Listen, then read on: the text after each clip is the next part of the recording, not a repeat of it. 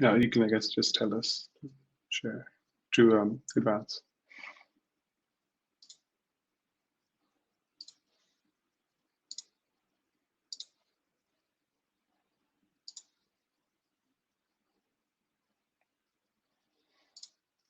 Right, I think we can begin.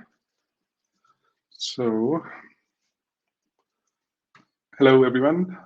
Welcome to Privacy Enhancements and Assessments Research Group meeting. Yeah, your chairs, Shivan, Saib, Chris Wood, and Sarah Dickinson. Welcome. This is the note well.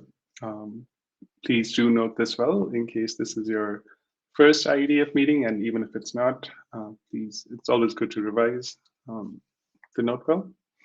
And also keep in mind the IETF Guidelines for Conduct as laid out in RFC 7154.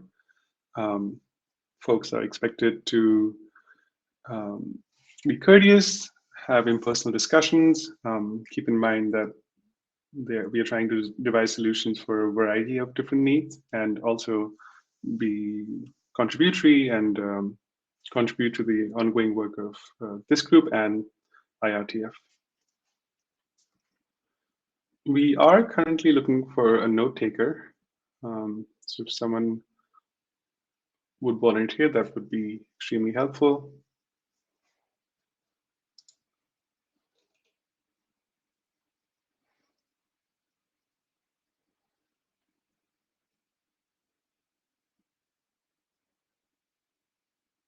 We do need a note taker before we can begin.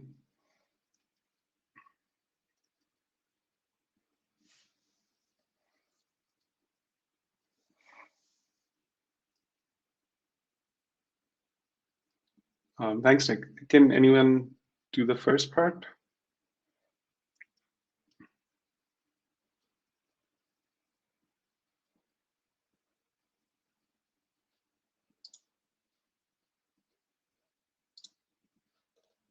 Perfect.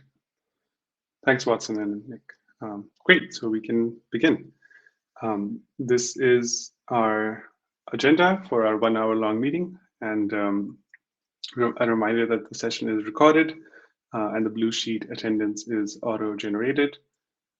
Please keep video and audio off when you're not speaking or not recognized in the queue, and to enter the queue, there should be a join queue icon, which is kind of like a upraised hand. And I'll pause for a second in case folks have any concerns about the agenda or want to change it. And also just bear in mind that it's good to speak slowly in general, and I'll try to keep that in mind as well. And yeah, if there is no revisions to the agenda, Anton, you're up. Yes, asking to share slides.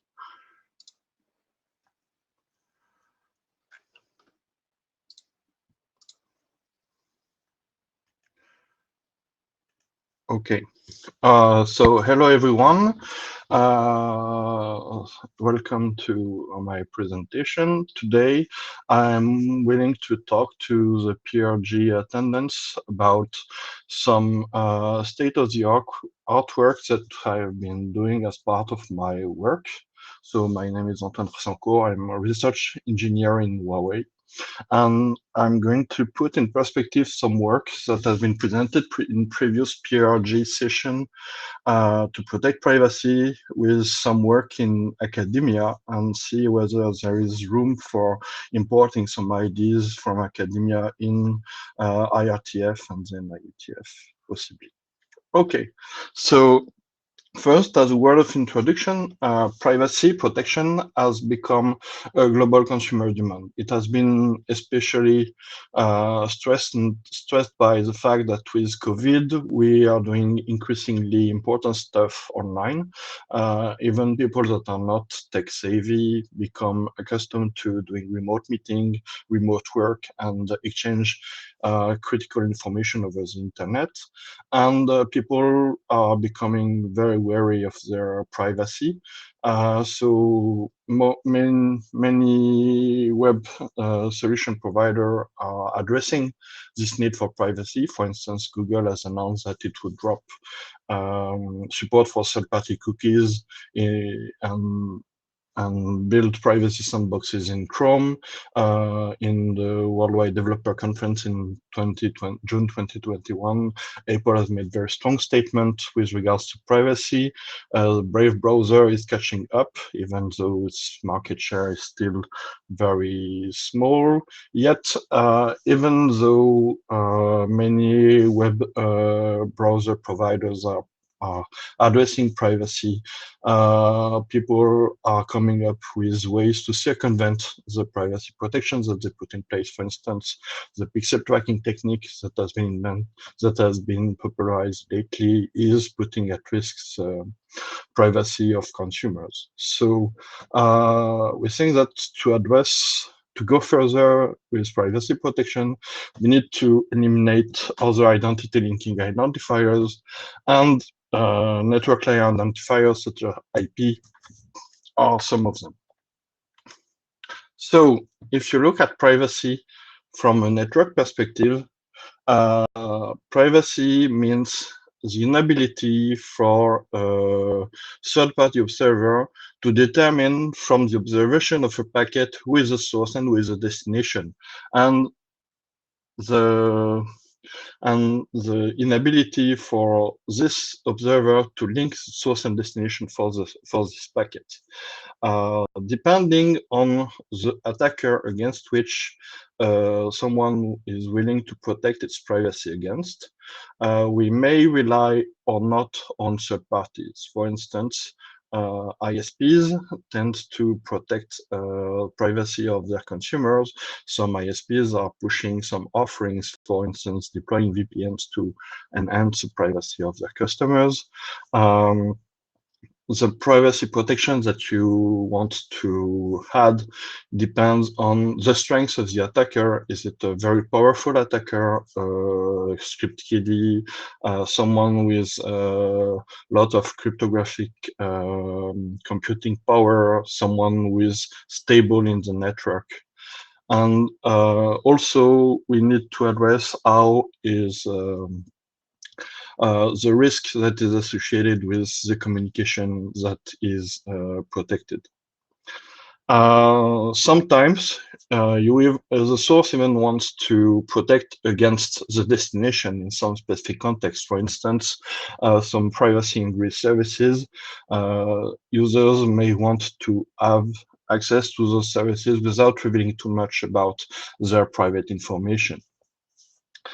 In general, since revelations made by Snowden, the state-of-the-art attacker against which we are trying to protect in network privacy is an attacker that is able to eavesdrop all the links and some nodes. Bearing in mind that protecting against a network consisting in only rogue nodes is impossible. So in the state of the art, the most powerful attacker is someone that is able to eavesdrop all the links and some nodes. So to protect privacy, if you look at state of the art, either from commercial solutions or from academic projects, you have two approaches to implement privacy. First, people that come from the internet as it stands and try to put layer on top of it to add privacy protection. This is the over-the-top approach that is on the left of the slide, and this is an approach that I call evolutionary. The main objective is to hide the source address of a packet or of a network flow from an observer using increasingly complex protection means. Those over-the-top approaches are mostly based on trusted third parties. Depending on the third party's willingness to protect the user's privacy, you protect against a strong or weak attacker. And those approaches can be deployed rather easily with an appropriate business case using an overlay approach. Some other approaches, mostly in the realm of academic solutions, adopt a built-in approach. Instead of trying to put some overlay on top of IP and work with IP, they rethink the way network protocols should behave to protect the privacy of communications. So their main objective is to protect against a rather powerful attacker, as the state-of-the-art adversaries that I described in the slide before. Those approaches possibly try to avoid using a third party, to avoid placing too much trust in someone else. In fact, one thing that the academic research is trying to address is to reduce the amount of trust you put in someone else in order to protect your own privacy.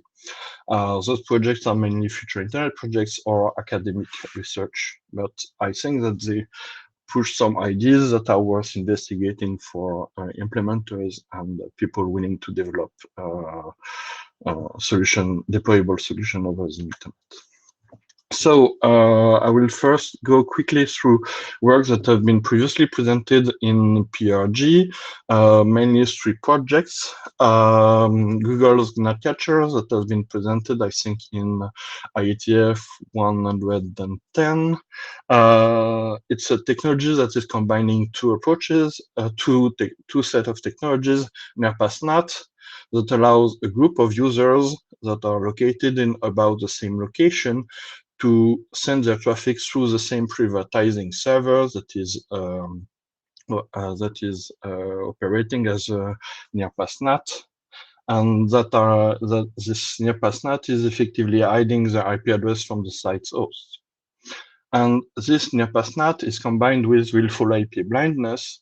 In fact, in Gnatcatcher, Google has included the possibility for a website over legitimate purposes, such as abuse prevention, to de-anonymize the sender of a packet or of a network flow. Then the second solution that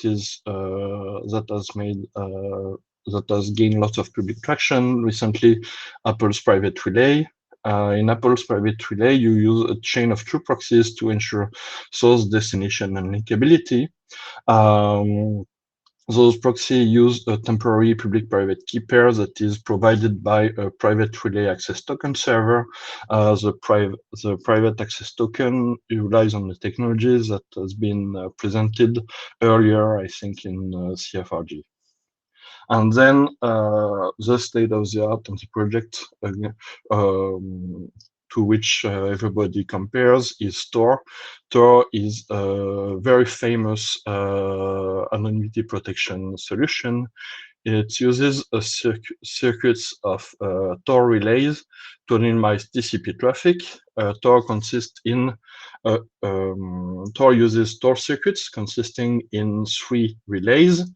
Those 3 relays are the circuits are identified by a single identifier, and each relay removes a peel of the onion, meaning a layer of encryption, and after the 3rd relay, the traffic is sent in clear to the final destination it intended to be addressed to. Tor is renowned to be weak against traffic analysis attack, and some researchers have demonstrated collision attack when you control both the entry point and the egress point of the circuit. Then you can easily de-anonymize the sender of the TCP flow. Now I will present some academic research efforts, and I will start with a project called the Poseidon Lightweight Anonymity Protocol at network layer. So this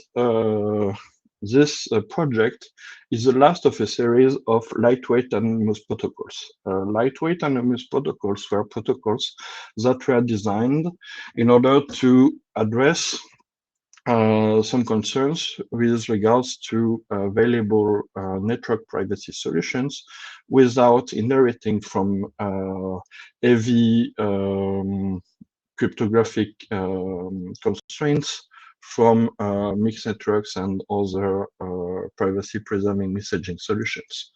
So in Phi, you use a helper node to build a low stretch path from a source node to a destination.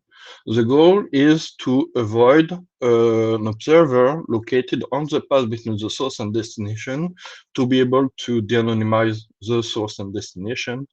And this attacker in Phi is rather powerful because we assume that the attacker has a knowledge of the topology, so you need to hide the length of the AES path between source and destination and the position of the various ASs in this path. And payload encryption is bound to the path to avoid session hijacking attacks that have been done against previous lightweight anonymity protocols. So I will explain very quickly how Phi is working. So in Phi, you have a source S and a destination D. The source S wants to send a packet to D by using a helper node, help, the helper that is on the slide. So want to build a path going from AS6, AS3, AS1, AS2, AS5, AS9, so in red over the picture. To do that, first, S will send a packet to the helper. And in sending this packet, it will ask each AS on the path to place some information in a path segment vector. The path segment vector will contain information regarding for each AS, which was the ingress point, the egress point, the position of the information about the previous AS on the path, and a signature over this information. This path vector is built when the packet is sent from the source to the helper. And as you see in the vectors that is positioned here, you have a set of information. You still have some slots in the vectors that are not filled with information because this path vector is of a fixed size to prevent topological attacks. And you use and the helper will use public key encryption to reveal which is the final destination and use the path and start a back-off path construction method to build a path to the destination without having the ASs on the path from him to the source, knowing which is the destination. So you start a back-off process going from AS8 to AS1, and then in AS1, the path segment vector is stripped with information for AS4 and AS8 because they're not going to be used on the path. And then the path segment vector is built from AS1 to AS9. At the end of the process, S and D have built a path segment that is containing source routing information, anonymized source routing information that can be used to send packet between them. And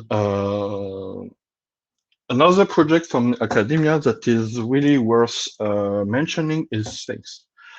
Sphinx is the major mixed network project. It's a project that was built in the realm of messaging systems.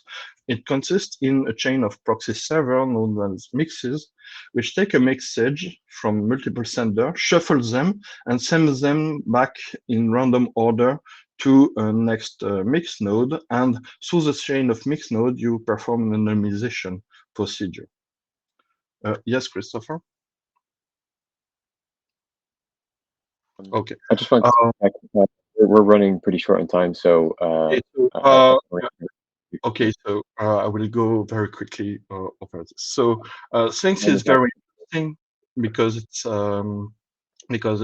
very powerful. It has not been attacked yet. It's very consuming in terms of cryptography. But the very interesting part in there is that it uses a source routing approach and cryptography to protect the anonymity of routing information. I will skip over this. While Sphinx is very angry in terms of cryptography, some projects like Ornet has tried to address and reduce the need for public cryptography in Sphinx in order to have better performance. One idea that is important and that I wanted to push in this presentation is that for now, many solutions that are being deployed rely on trust parties and use of relay nodes. And I think that in the community, we should look at projects from the academic realm and look at the use of source routing concepts to address privacy issues. And this presentation is a call to work on this alternative approach to build privacy at the network layer using source routing rather than trusted third party. So if you are willing to work on how those approaches could be translated and adapted in the current internet, I would be very happy to hear from you and to get your comments.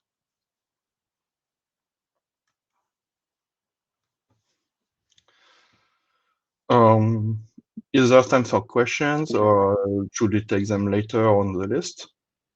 Oh, we can do questions. Ben, go ahead. yeah, time for questions. We'll keep it at these three. Yeah. So okay, somewhat cheeky, but why not just take your Sharpie and cross out application layer and write network layer and say that Tor is the network layer? This is a very interesting approach. In fact, it has been investigated in an article called Tor instead of IP. And one problem with that is that Tor has some shortcomings with regard to some attacks with regard to anonymity. For instance, compared to Sphinx, Tor can reveal the kind of application that is running because it doesn't do pacing of the packets, and it's not immune against traffic analysis attacks. While some at the network layer, if you want to be immune against those attacks, you need to have some sort of padding and preventing someone to gain information by size of packet and size of the route. So Tor, if we Tor address does those have shortcomings, substantial padding. I know that Tor does actually have essentially fixed block size and quite a bit of padding in order to try to defeat these kinds of simpler attacks. But I guess I don't necessarily mean Tor precisely as it exists, right? The question is, you say at the network layer. What does that mean to you? And what's the importance of distinguishing between at the network layer and as an overlay like Tor?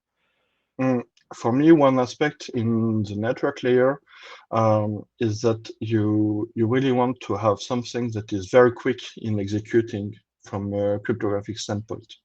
So my aim to adapt the technologies that are used in the upper layer of the network layer would be to reduce as much as possible the use of public key cryptography, because it introduces delay and latency that is not compatible with requirements for applications that are not delay tolerant at the network layer.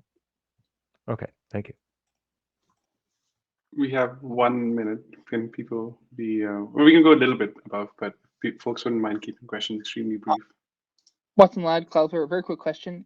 It seems, and maybe I'm misunderstanding your presentation, that you're using the existing sort of AS relationships as the network, and you're picking a path through the ASs.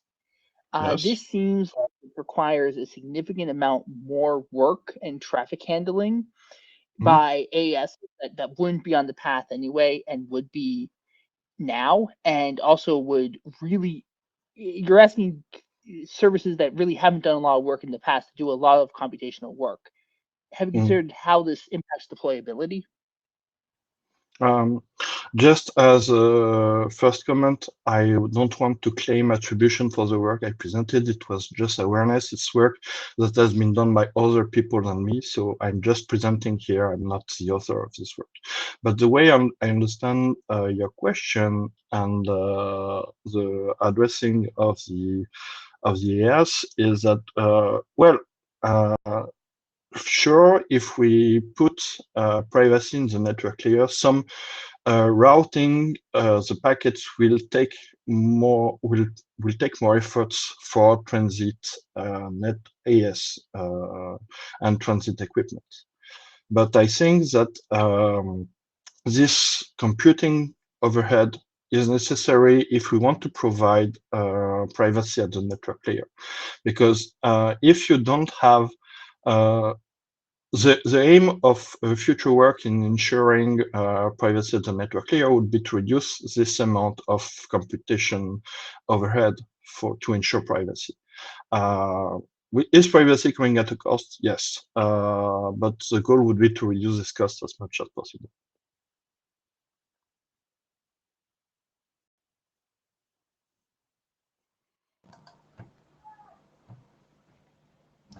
Jonathan Hoylands, Cloudflare.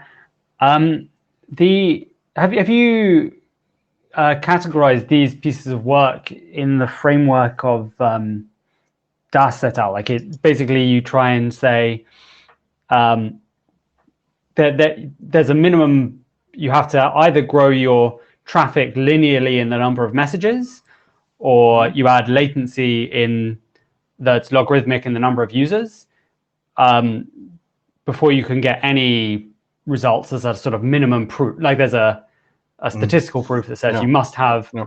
So could you like, have you looked at each of those proposed things and said, oh, this one is adding minimum of bandwidth in the number of messages, or this one is adding linear bandwidth in the number of messages, and this one's adding logarithmic time, or whatever the trade-off between those is? And I think we started trying to do this categorization, not in terms of messages and overhead, but rather by trying to say, with a given protocol, what are the building blocks it uses to protect against this and this attacker, and trying to categorize them from a very analytical perspective.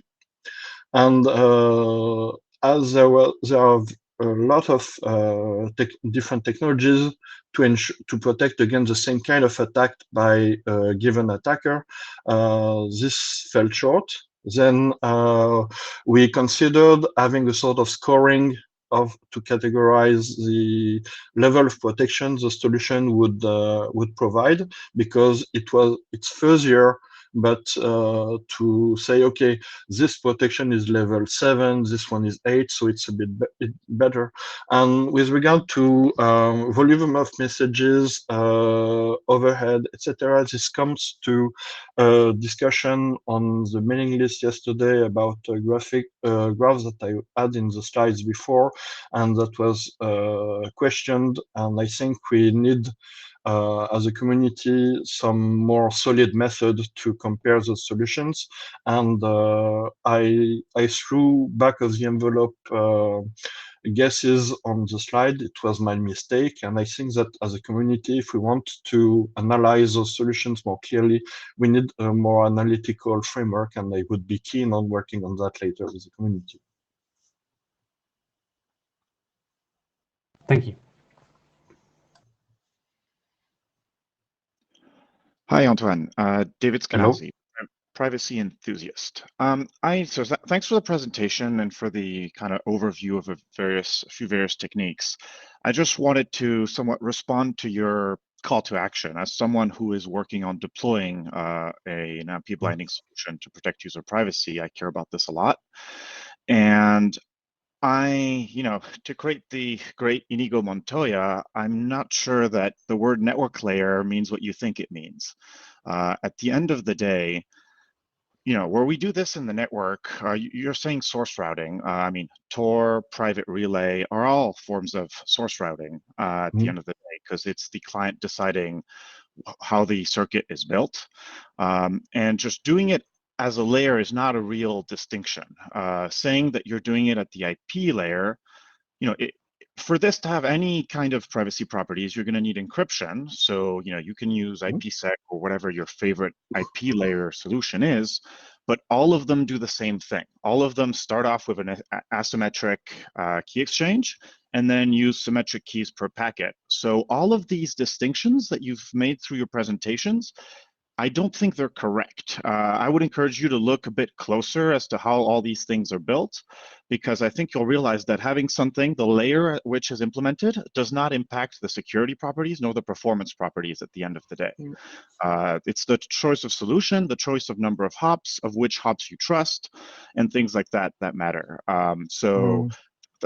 Thanks for looking into this, and thanks for bringing these new things, but I don't think in terms of call for action for the folks who are deploying this, I don't think these techniques are necessarily an improvement over what we have. All right, thank you.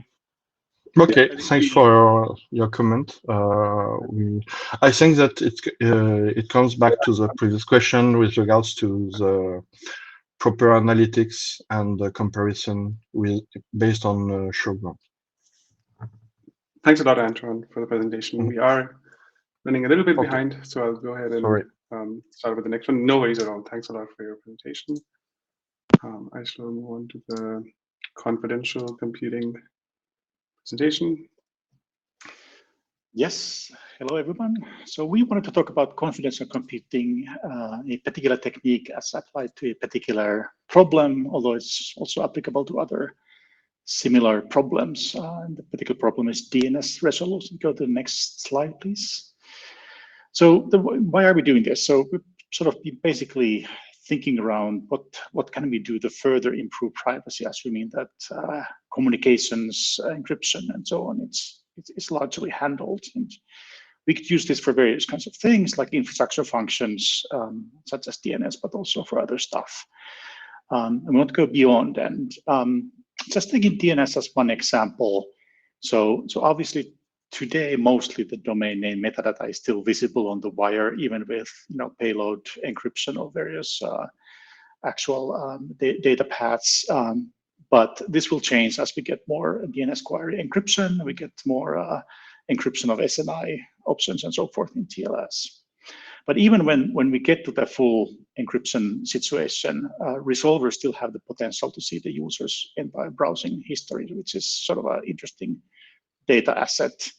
And this also puts large resolver services as an attractive target for various kinds of pressures and attacks. And of course, there's been lots of work going on. We already mentioned all the protocol encryption aspects, but also there's been like this RFC 8932 came out of Deprive that talks about the practices that people are supposed to be doing when running some of these DNS resolver services. Mozilla has their own requirements and so on. Next slide, please. So the context of this work, how do we build on all of that already exists, and what is the remaining problems, and is there a next step? And our general worry is that for many types of these like infrastructure services such as DNS, those services will become a major remaining source of leaks. Could be accidental leaks, could be attacks, could be commercial use, could be authorities requesting information from one or multiple parties. And if you look at this from a very high level perspective, then we need to protect users' data in flight, at rest, and in use. And so we've been running this little experiment with my colleague Jiri, who's also on the meeting, to see, what could we do with confidential computing? Could we use it for this particular problem and get some experience? And we think there are some interesting opportunities and also challenges, so worth discussing. Next slide, please. So the basic idea here is that what if we run the resolver process inside a trusted execution environment, and we don't actually provide any user-specific data outside the encrypted process, even to the DNS operator, or even to the owner of the computer hardware or the cloud farm that it's running in, and sort of like a maybe a novel idea, run a service for the users and not collect personal data of the users. But we actually do think that there's some incentives for doing this, and damage from, if there is such, for not getting data about the users is not that big. If you look at the details, we'll get to this in a bit. So basically this desired security property that we try to establish here is having the security perimeter around a service that prevents easy collection of information. This will not be perfect. We'll talk about some of the issues a bit later, but it should complicate the life of those who wish to collect data. Next slide, please. And I just wanted to provide like a very brief high-level introduction to trusted execution environments. I realized that on the audience, there's people who know far more about this than I do, so I'll keep it short.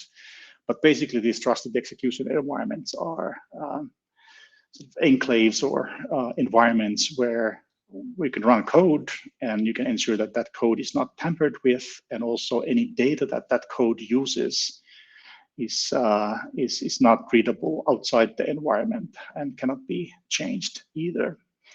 And of course, simply running something inside a safe environment is not enough. You have to also convince others somehow that you actually are doing this. And this we do through something called attestation. And basically, this is a process where a node can provide an assurance to outside parties, remote parties, that it's indeed running inside a particular type of trusted environment with specific configuration and specific software.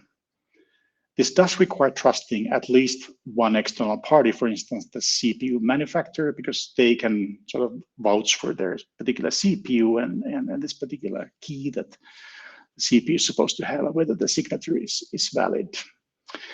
We also need to understand what constitutes an acceptable piece of software that we should be running. So if you just run in a sort of secure environment, but don't care about the software that is being run, that's of course totally ridiculous, because as we know, software can do anything. And so basically, if you don't check, then you don't care what actually happens. But you can do this kind of a check, what software is running, what software image hash is being run. This technology is pretty heterogeneous or developing at this stage, but there are multiple building blocks at IETF and outside, and it keeps evolving. Next slide, please. So the basic setup that we did in our experiment was that clients query DNS information from a resolver, and they do this query through encrypted query protocols such as DO or DOT. And then this encryption ends up inside the trusted execution environment, and the encryption is terminated there. And all the information about what is this particular client asking about, what name is being resolved, stays inside the TEE. So not even the operator of the DNS server or the cloud platform can see what's actually being asked. Only the client knows about that. And then this code, this particular piece of software inside the TEE knows about it, but it doesn't leak that information. Of course, you can't do, like for most problems, DNS is very similar. You can't do it sort of entirely on your own. You have to sometimes ask other people some other information. In this case, if you don't have cache hit, then you have to go somewhere else. So there is an interaction with outside world. There's some danger that an observer would be looking at this system from outside and see that, now the client sent a query, and oops, now there's another query sent right after that to this server, and that server seems to be, providing an answer about example.com, and therefore probably this client was asking about that. you can't entirely prevent finding some information about this, but you can make it a little bit more difficult. For instance, in our case, since you do have caching, you can only do that in some cases. And then we, for instance, in our system, we implemented timing obfuscation and some random background traffic that confuses people about, or outside observers, what's actually going on, what queries relate to what. Next slide, please. So that's the basic setup. And now we can talk about some of the considerations that we sort of found out in our analysis of trying to do this. There's some upsides and then some downsides and some other conclusions. So the upside clearly is that we were able to hide all user-related information, and we actually argued that this is something that we should generally strive to do if we can. It's a very useful thing to do. That's not the case that we should always leak all information that we get to some data storage that then can be used against the users. That's bad. We should try to limit the information that's actually leaked out of these processes and do it in a technical manner that we can actually trust that protection somehow. And that relates to the other upside, that it's not just we trust a particular company, that they're a good company, they can do this well, I trust them. But we could actually get some evidence of their compliance to that practice, trust but verify model. And then I mentioned the incentives earlier. So one potential incentive to do this is that you could advertise this, that our service doesn't actually leak your information, the user's browsing history, but it actually keeps it private, and that we can actually show that we're doing this. And so that I think would be a significant advantage in marketing a service. The other thing is that you might consider lack of data from users' actions a downside, but you could also see this in a more positive light, that if you don't do that, then that's actually the way it should be, but you can still get some valuable data. This kind of reminds me of the both yesterday, Ecker and others were talking about PRIV and how you can provide some aggregations of statistics rather than per user relevant information. It's a very similar situation here, that you could provide, perhaps using some of the PRIV techniques, you could provide some aggregate information, that what is the most popular name, and so on.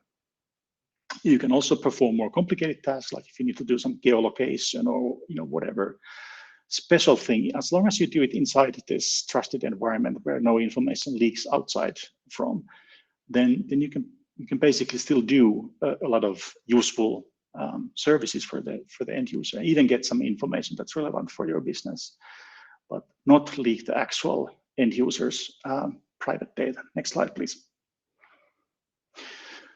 A potential downside is that in addition to this data collection, there's some other operational practices or operational impacts that get changed. So, what about scaling? What about monitoring your systems? What about debugging? What about DDoS attacks? And these are actually difficult questions. I don't claim that we have clear answers to all of this, but we did find that you can have some ways to address this. So for instance, you can do some reporting that is at the level of these aggregate statistics, that how loaded is this instance? Where are what is the top 2 biggest sources of questions sent to this server? What is the top 2 questions or top 10 questions sent to this? And from those kinds of things, you could determine a lot of things, both about scaling and errors and possible attacks that are ongoing. A pretty hard downside is perhaps dependencies. You'll be dependent on a particular hardware. Not all CPUs can do this. So we were building some of these prototypes. I realized that some of the computers that I have in my basement can do this, but others cannot. So I was maybe too cheap when I bought the CPUs, but so it does require some particular hardware or newest CPUs. you'll be dependent also on these manufacturers for verifying that this is indeed their CPU. You might be dependent on somebody who can actually check the software that this is like a reasonable piece of software. And we looked at the source code, we were able to compile it and get the same hash, and it doesn't leak information. It could be a significant effort, but maybe there are organizations in the world that could be looking at this. I don't know, EFF or something like that, or Let's Encrypt, or could even provide such software. Performance, a common question, and here, like the performance impact does vary, and maybe there's other people on the audience that know more actually, but we found that this typically is an impact, but it can also be fairly small. One other set of people who've done this in our draft, there's a reference to PDOT, which who did a very similar thing to an existing open source implementation, and found out that at least in some situations they were able to get the same or even better performance in the way that they were using it. But maybe that's a bit of a special case. I like to think of this generally today with the technology that's available right now in the CPUs. Typically have to do like a context switch between the trusted and untrusted parts of the system. And so basically for everything that you do, you add an extra context switch. And that's not the only way to do things, and you don't have to do like context switch for every little step that you do in the system, but it can have an impact. So getting twice or having to burn twice as much time or half the performance is a possible outcome in some configurations, for instance. But it can also be negligible. Next slide, please. So basically, this is not a cure for all problems. Obviously, there's lots of attacks that one can think of. You all know about various CPU problems and so on. But it is an additional hurdle that you can get through. Many kinds of security technologies. This is just yet another one, but it's a pretty big hurdle to go through if you're sort of an agency that tries to get data. So we think it was useful, at least the way that we saw it. We also think this is orthogonal to many other techniques. I think we're out of time, so I don't want to read too much of it. Just go to the next slide. That's the last one. Conclusions. Oh yeah, one more. So there's obviously areas with active development. The hardware is actually developing. We expect that future generations of hardware actually have much less performance impact, for instance. There's obviously more research needed on operational impacts and some other aspects of what's the best model and deployment setup for attestation. Next slide. So conclusion. So the main conclusion is that we should really pay much more attention to the data that's held by servers and think about how can we reduce that data in various ways, and how can we protect that data like we do in this particular work. We think it's crucial. Maybe this technology is not like prime time for super wide deployment, but we think it's ready for some deployments. It's clearly used by a lot of systems out there today, yeah, we think it's interesting, even though it does have some interesting problems as well.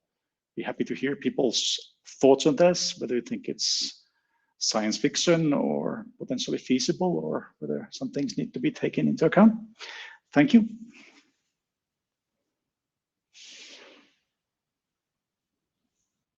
We really only have time for maybe a couple of questions. So Ben, again, if you wouldn't mind being really brief. So I think this stuff is very interesting. I don't know how far we are from being able to use it. My question was just, did you use something like oblivious RAM or path ORAM? I lost you there for a bit, but I'm not aware of that particular technique. We used for our particular system, we used Intel SGX, and which has right. So in general, if you're SGX encrypts all the contents of memory, but a local adversary can still observe all the memory access patterns. So that actually makes it relatively easy to identify which DNS queries are being performed. You can see each query hit the right spot in RAM where that data is stored. Right. Yep. That's one of the attacks. I was just wondering, Daniel? yeah, I was wondering, do you have this up where somebody can query it? What's the performance look like? And do you think that this would preclude any of the other DNS privacy work that's being done at the IETF? No, I think this is definitely sort of complementary. So if you do this, it doesn't mean that you don't need to do encryption or oblivious or any of the other things. It just means that for the particular function that you're doing, you're protecting it better from outside influence. And of course, if you open up the computer and look inside the CPU and have probes and everything, you can find some information that you could even see inside the CPU what's going on, even if you encrypt everything that comes out of the CPU. And we don't currently have this up, but we've been sort of thinking about the hackathon project where we could do some testing. So we basically do the standard protocols, so we could easily do some testing. It's not currently open source, our particular prototype. And Eker?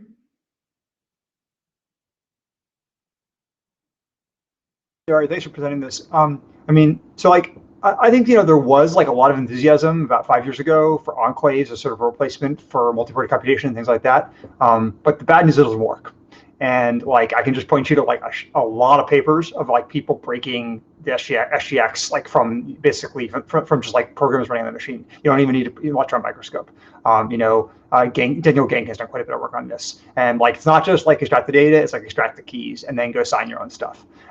So like this generation of T simply is not up to the challenge. And this really goes to the threat model, which is that the threat model here that like many things were designed for was like, I have like a phone in my hand and they want me to stop probably from like stealing, like videos. But the situation in this case is quite different, which is that this is like running the data center of someone who's by definition extraordinarily sophisticated because they're able to run like a very high production service. And so like to have the threat model be that those same people like can't like call Daniel Genkin and learn how to extract the keys for SGX like seems pretty implausible. So I think like until we get to the point where like it's actually quite hard to break these enclaves, I'm not quite sure how this works. Yeah, I think, there's no debate that there are no attacks. There clearly are attacks, lots of them. But I think this is still a barrier for people to do. But I'm not basically disagreeing with you because we also are waiting for the next generation. So. Yeah, I guess as I say, I think it had to be the case that like you needed like I think in order for this to be plausible, it had to be the case you had at least decapitate the chip in order to get the keys. Because I think like if the standard is like basically the software attacks, it's just hard to understand why like any cheating resolver isn't going to do it. Okay, I think we should move on to the final presentation. Thanks, Yari, for that. And Matthew is up next for an update to the IP address privacy considerations draft. And do you want to, Matthew, you can just control, you should be able to, wait, actually, sorry. You should be able to use the preloaded slides, unless, oh, yeah, share your screen. That's fine. Okay.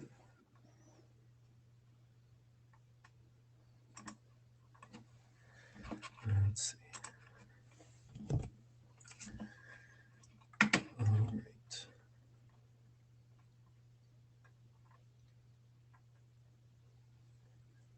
Sorry, Siobhan, should I load my slides? Yeah, you can either ask for preloaded slides or you can just, I guess, request permission. Preload slides are fine. Okay.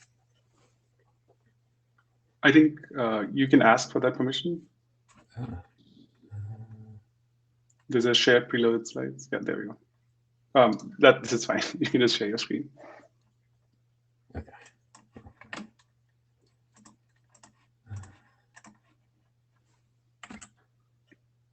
Okay. That's good. All right. Hi everyone. I'm Matt Finkel. I work at Tor. And recently we started working on a draft around IP privacy considerations, specifically what do we have to take into account as we develop and deploy and adopt IP privacy within applications.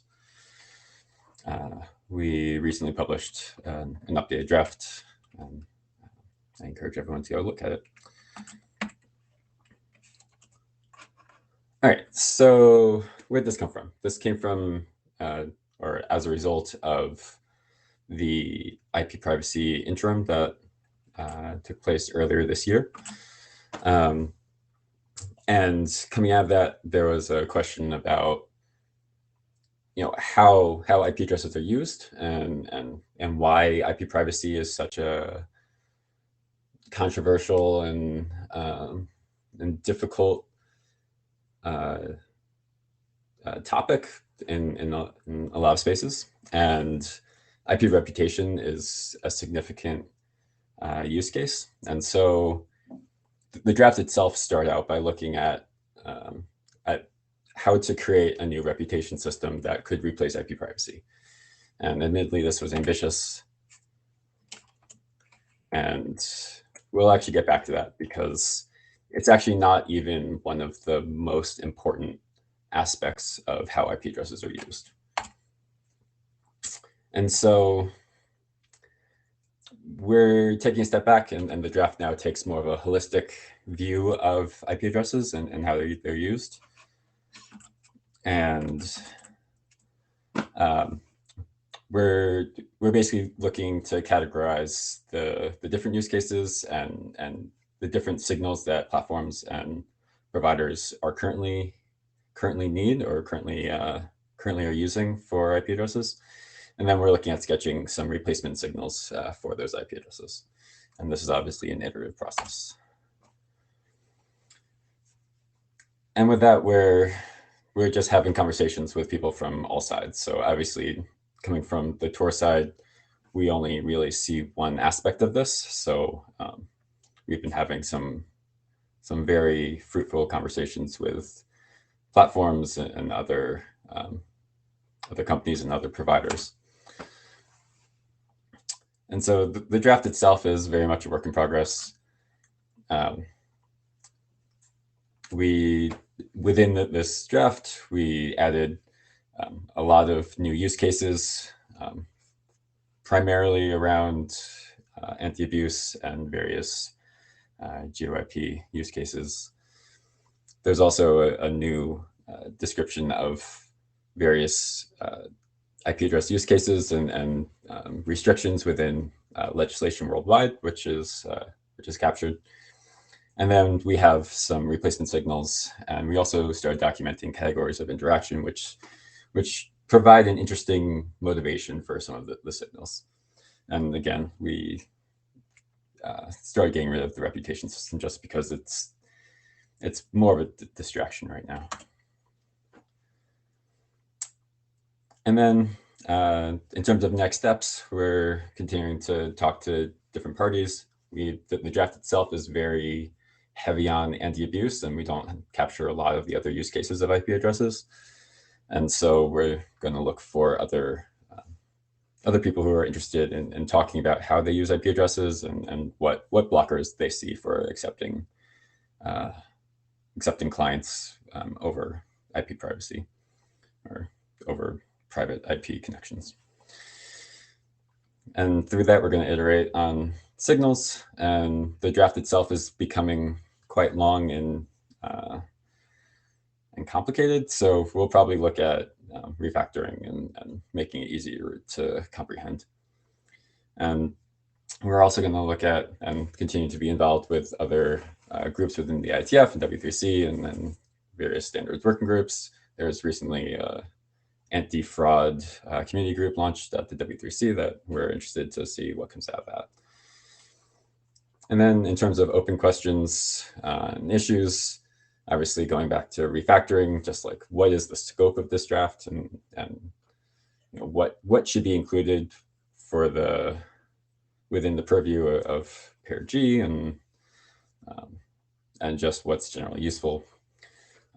As an example of open issues, there's a question of mandatory signals. This is obviously very contentious because we're trying to get away from mandatory signals with passive semi-stable IP addresses. But on the other hand, malicious behavior and just general bad actors take advantage of not having a mechanism to re-identify them. So that's and then they're just general GitHub issues, which go into some of those issues and others. And that's my update. So happy to take any questions or comments. Yeah, I think we don't have any time, unfortunately, for questions. Well then, okay. Thank you, Matt, for all your work on this draft, as well as the others. Based on the sort of interim meeting that we had a while back and previous updates on this draft, I think we're likely going to seek adoption by the group. So if folks here have not read it, we would encourage you to read it. And we should be following up on the list soon-ish to start an adoption call. I don't know, Siobhan, if you wanted to add anything more. Nope, that's it. Okay, great. That sounds great. All right, folks. Thanks for your time. And we'll see you on the list. Thanks all. And thanks to our note takers, Nick and Watson. Yes, thank Bye-bye. you.